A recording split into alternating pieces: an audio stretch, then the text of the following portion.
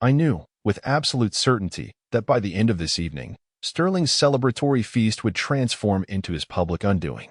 The clinking of crystal glasses, the murmur of polite conversation, the scent of expensive truffles and aged wine, it all formed a perfectly curated symphony of elite affluence. Yet, amidst this opulent tableau, I felt a familiar chill. My father-in-law, Patriarch Sterling Blackwood, stood at the head of the impossibly long dining table, his voice booming with the resonant authority of inherited power. He was in his element, surrounded by sycophantic family members and influential business associates, all hanging on to his every word. His gaze, however, always found its way back to me, lingering with a familiar disdain. He was announcing the impending sale of the ancestral Blackwood estate, a sprawling historical property that had been in his family for centuries, boasting about the immense profit and, more importantly, the illustrious heritage it represented. As he spoke, his eyes held mine, a silent challenge, a public declaration of his triumph and my perceived insignificance. My wife, Alara, squeezed my hand under the table, a nervous gesture I gently returned. My expression remained unreadable, calm, almost detached. But inside, beneath the surface of my quiet composure, was a secret, a truth meticulously researched and painstakingly unearthed that was about to shatter not just this dinner, but the very foundation of the Blackwood legacy. I knew, with absolute certainty, that by the end of this evening, Sterling's celebratory feast would transform into his public undoing. To understand why I sat there, so calm yet so utterly prepared, you need to understand the journey that led me to that moment. My name is Caspian Thorne, and I am, by profession and passion, a university lecturer in historical studies. My world is built on facts, on documented truths, on tracing the intricate, often forgotten, pathways of human history. When I met Alara Blackwood, I was immediately drawn to her genuine warmth and sharp intellect, qualities I rarely associated with the gilded cage of her family's world. Our courtship was a quiet affair, a stark contrast to the performative grandeur of Blackwood society. Her family, particularly her father, Patriarch Sterling Blackwood, never quite approved. I came from a modest background, a scholar with intellectual capital rather than financial. Sterling, a man whose identity was inextricably linked to his vast, inherited wealth and unyielding social status, viewed my profession as a glorified hobby, my income as a paltry sum, and my lack of a legacy as a fundamental flaw. Our marriage, while a source of profound happiness for Alara and me, was a constant battle against Sterling's dismissive arrogance. Every family gathering became an opportunity for thinly veiled insults about my quaint academic pursuits or my perceived inability to provide Alara with the lifestyle she deserved. He'd frequently contrast my modest contributions with the grandeur of the Blackwood lineage, subtly implying I was a drain on their illustrious name. I endured it, not out of weakness, but out of a quiet dignity and a desire to protect Alara from familial strife. I believed, perhaps naively at first, that my work spoke for itself, that dedication and integrity held their own value. I chose my path, a life of intellectual pursuit, knowing it demanded sacrifice. I turned down lucrative opportunities in corporate research, preferring the quiet satisfaction of uncovering forgotten truths, of contributing to collective knowledge. This was a trade-off I willingly made, but one Sterling could never comprehend. My secret weapon, as I've come to call the knowledge I held, wasn't something I sought out with malicious intent. It was an accidental discovery, the unexpected byproduct of years of dedicated research into regional land ownership patterns and socioeconomic shifts in the late 19th and early 20th centuries. My eidetic memory, a gift I'd cultivated from childhood, allowed me to retain vast amounts of data, cross-referencing intricate details from forgotten legal documents, faded property deeds, obscure newspaper clippings, and even private correspondence. I was working on a comprehensive study of a specific vulnerable community that had been displaced during a boom period. The Blackwood family, or rather, the then patriarch, Elias Blackwood, featured prominently in my research as a dominant figure in that era's land acquisitions. Initially, it was just another data point. But as I delved deeper, sifting through municipal archives, county records, and private collections, I started noticing discrepancies. Small anomalies at first, then larger, more glaring inconsistencies. A property sale here that seemed unusually rushed, a series of land transfers there that bypassed standard legal channels, seemingly legitimate signatures that, under microscopic examination, revealed subtle but telling irregularities. The pieces began to form a disturbing mosaic, a meticulously covered-up land fraud. Elias Blackwood, driven by insatiable greed and the desire to rapidly expand his family's nascent fortune, had exploited the illiteracy and desperation of a small, impoverished community. He had used a combination of predatory loans, forged documents, and manipulated legal proceedings to systematically dispossess them of their ancestral lands, including the very estates Sterling was now so proudly selling.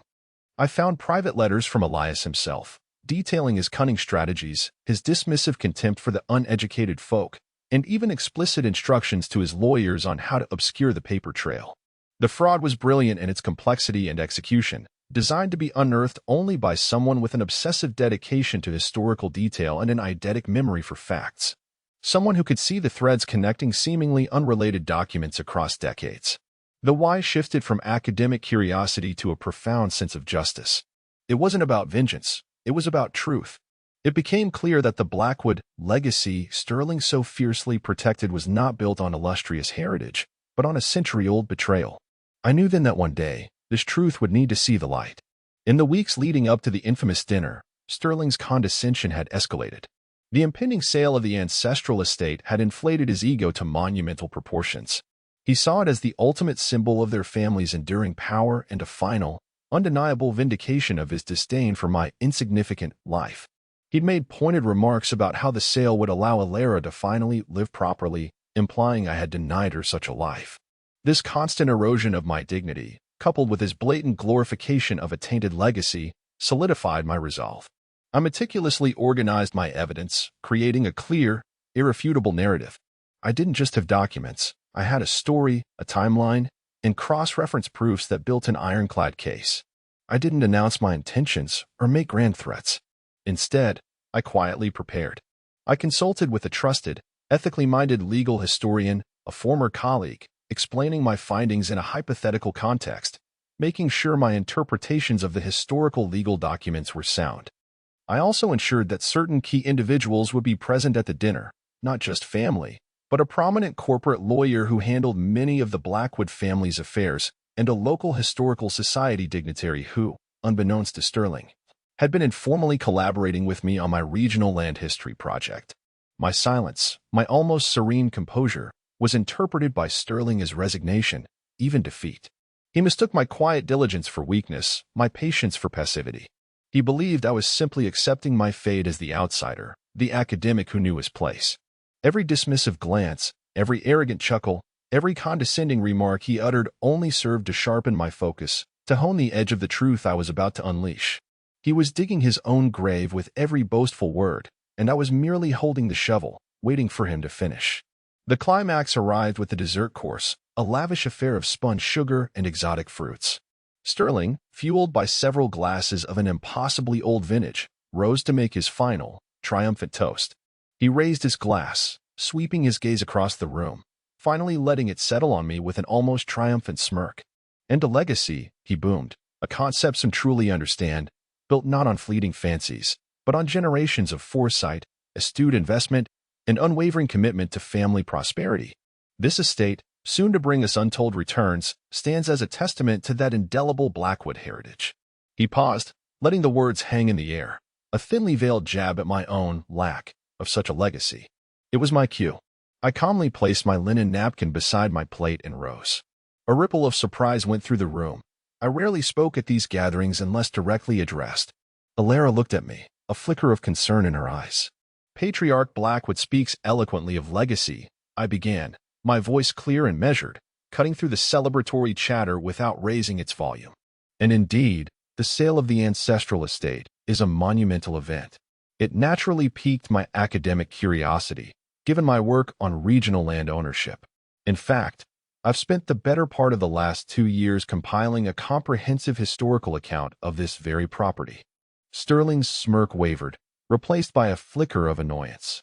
Caspian, please, not now, he grumbled, waving a dismissive hand. But I continued, undeterred. On the contrary, Sterling, Now is precisely the time.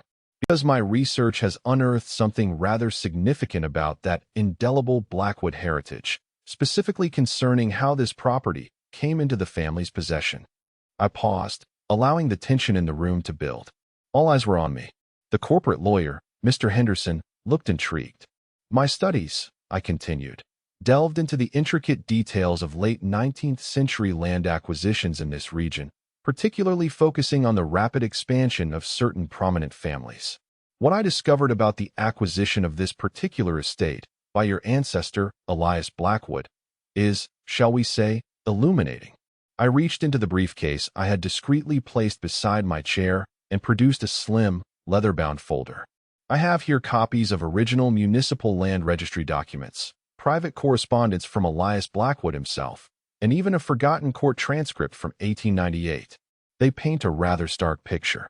I held up a large, sepia-toned reproduction of an old deed.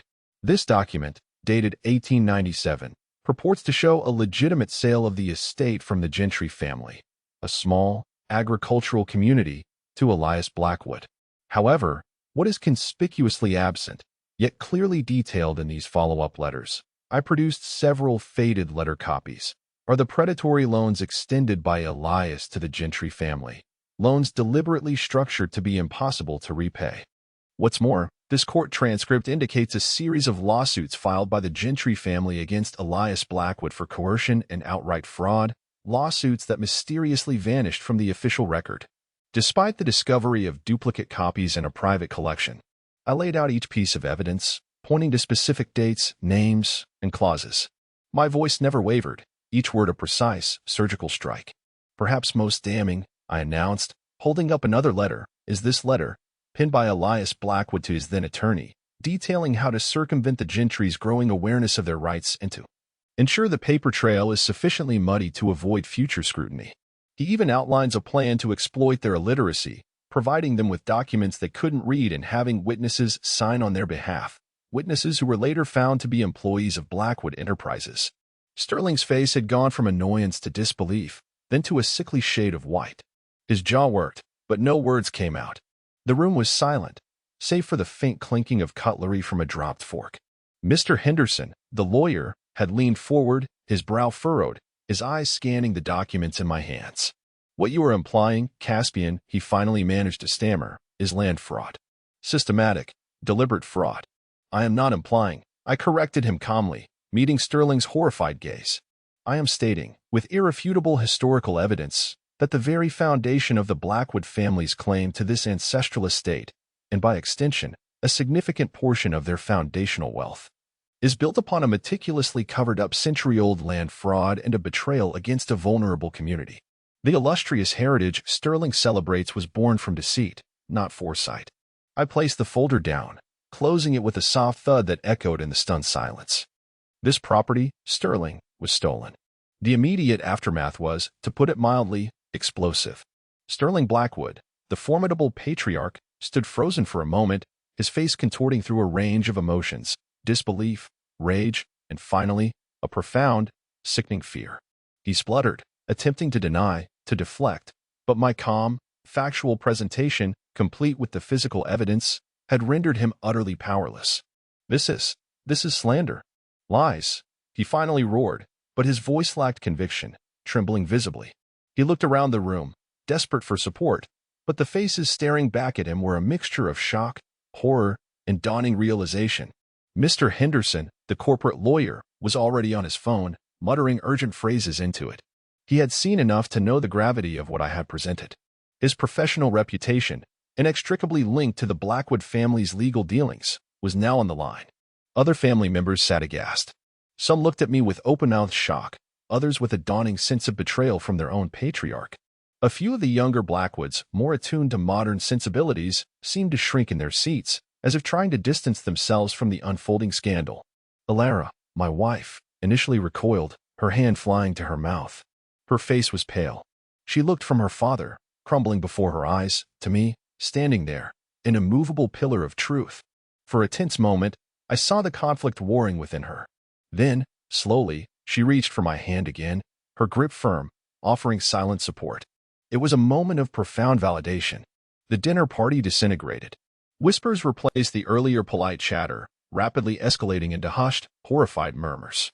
Sterling, humiliated beyond measure, finally slammed his fist on the table, sending cutlery clattering, and stumbled out of the dining room, retreating in utter disarray. His years of carefully cultivated image, the very edifice of his power and pride, had shattered into 1,000 pieces. The air was thick with the weight of shattered illusions and the uncomfortable truth of a legacy built on sand. Months have passed since that evening, and the dust, though still settling, has largely cleared. The sale of the ancestral Blackwood estate was immediately halted. My evidence led to a full-scale investigation, not just into the property's acquisition, but into other historical dealings of the Blackwood family. The local historical society, emboldened by my findings, publicly acknowledged the injustice done to the gentry community, and there are now ongoing discussions about reparations and historical acknowledgement. Sterling Blackwood's reputation, once unassailable, is in tatters. He faces multiple lawsuits, not just from the descendants of the gentry family, but from shareholders and former partners whose dealings were based on the false premise of the Blackwood family's untainted legacy. He has retreated from public life, his empire crumbling around him, a prisoner of his own exposed deceit. For me, life has changed in unexpected ways. My academic work has gained significant recognition. I've been invited to speak at conferences, my research on the Blackwood land fraud becoming a case study in ethical historical investigation and the power of truth. I am no longer seen as the modest academic, but as a scholar of integrity and unwavering dedication. My relationship with Alara, initially strained by the shockwaves, has emerged stronger than ever. The truth, however painful, cleansed the air between us, ridding our lives of her father's oppressive influence and the burden of his fabricated heritage. We built our own legacy, not on inherited wealth or fabricated history, but on mutual respect, shared values, and the quiet power of authenticity. The experience taught me an invaluable lesson. True power lies not in inherited wealth or social status, but in integrity, in the unwavering pursuit of truth, and in the quiet strength of character. Humiliation, when met with strategic wisdom rather than emotional outburst, can become the catalyst for genuine liberation. The loudest boast often masks the deepest insecurity, and the most formidable walls can be brought down by the simplest, yet most undeniable, of truths. Never underestimate the quiet strength of those who choose substance over superficiality, for their legacy, built stone by stone on genuine principles, will endure long after the grand illusions of others have faded into dust.